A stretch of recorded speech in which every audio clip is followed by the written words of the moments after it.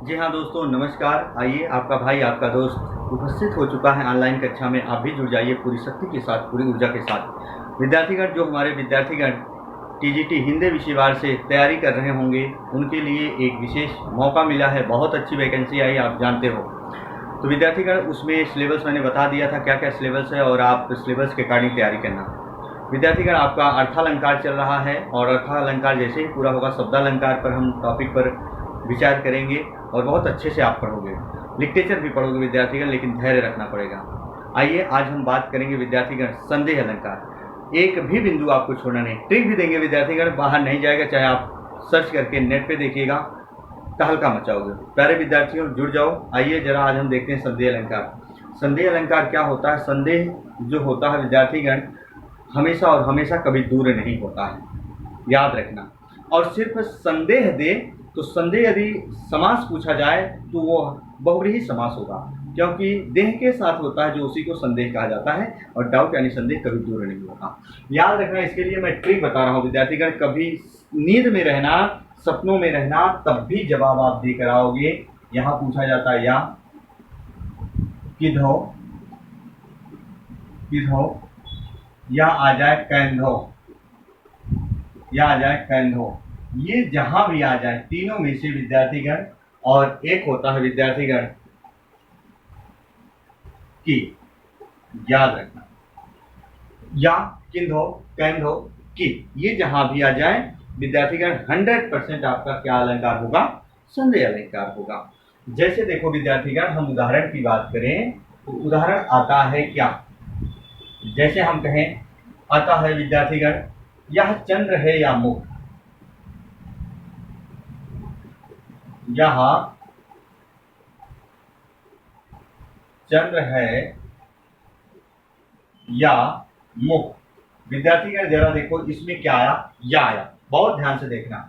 तो यह चंद्र है या मुख, जहां ये आएगा तो पहचान, जैसे आप रूपक, उपमा, उत्प्रेक्षा अलंकार पढ़ते हो, तीनों में पहचान बिंदु होते हैं, वाचक शब्द होते हैं। वैसे यहां होता है अर्थालंकार में संदेह अलंकार, याद रखना। उदाहरण ये रहा। दूसरा उदाहरण होता है विद्यार्थीगण, जैसे आता है, इसी में बहुत प्यारा एग्जाम्पल है, आप जानते हो, कभी गलत मत करना। विद्यार्थीगण आता है, कटे काटे ना कटत रात यारी सखी मोह से। क्या? काटे ना कटत, कटत रात यारी, रात यारी सखी मोह से, सखी मोह से। जरा देखो, काटे ना कटत रात यारी सखी मोह से। सावन की रात, सावन की रात किंधो, द्रौपदी की सारी, द्रौपदी की सारी। सावन की रात किंधो, द्रौपदी की सारी।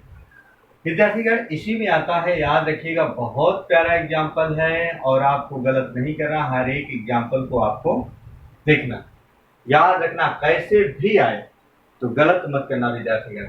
तो एक चीज याद रखना, हमेशा और हमेशा आपको यही याद रख के जाना है, मैं बार बार बता रहा हूँ विद्यार्थीगण। या आ जाए, किधो आ जाए, कैंधो आ जाए, क्या आ जाए? की आ जाए, तो गलत मत करना। ऐसे आता है विद्यार्थीगण, इसी में, यह है सरस ओस की बूंदे, यह है मंजुल मोती। जी हाँ, आइए जरा देखते हैं। यह है सरस, यह है सरस ओस की बूंदे, ओस की बूंदे। देखो फिर यहां आया क्या? या है मंजुल मोती, या है मंजुल मोती। विद्यार्थीगण, एग्जाम्पल है, बहुतों हैं। अब जहां ट्रिक है तो वहां 100 एग्जाम्पल नहीं आपका भाई आपका दोस्त देगा। समय को बताओ। मैंने एक एग्जाम्पल बड़ा था, समय को बचाने के लिए लिखा।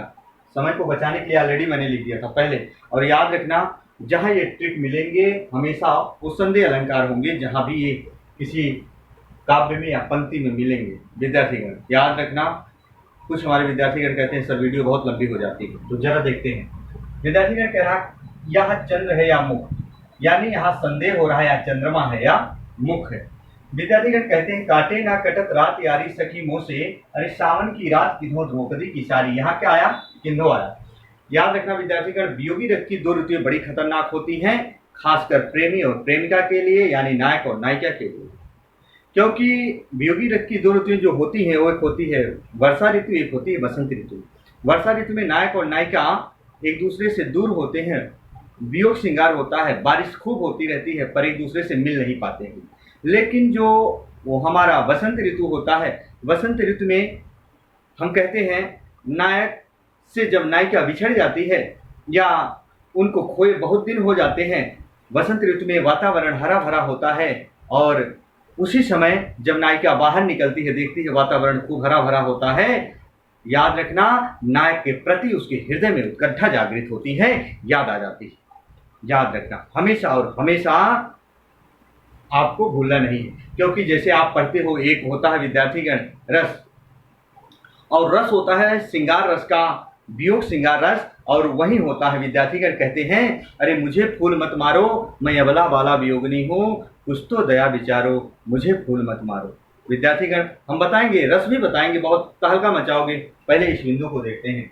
विद्यार्थीगण दो सखी होती है, एक सखी दूसरे सखी से कहती है काटे न कटत रात यारी सखी मुँह से, कि हे सखी मुझसे अब ये रात नहीं काटी जाती, अरे सावन की रात किन्हों द्रौपदी की सारी है। सावन की रात यानी वर्षा ऋतु का समय होता है, बारिश खूब झमाझम होती रहती है, और सखी कहती है सावन की रात किन्हों द्रौपदी की सारी है, कि हे सखी ये सावन की रात की द्रौपदी की सारी है, जो खत्म लेने का नाम ही नहीं ले रही है।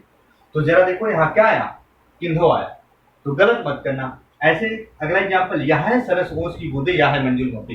तो मतलब ये ट्रिक जहां भी मिल जाएंगे। यहाँ देखो क्या मिला, कैंधो मिला, यहाँ देखो क्या मिला, या मिला। यहाँ है सरस ओस की बूंदे, यहाँ है मंजुल मोती। सरस का मतलब होता है विद्यार्थीगण लाभप्रद, और मंजुल का मतलब होता है सौंदर्य।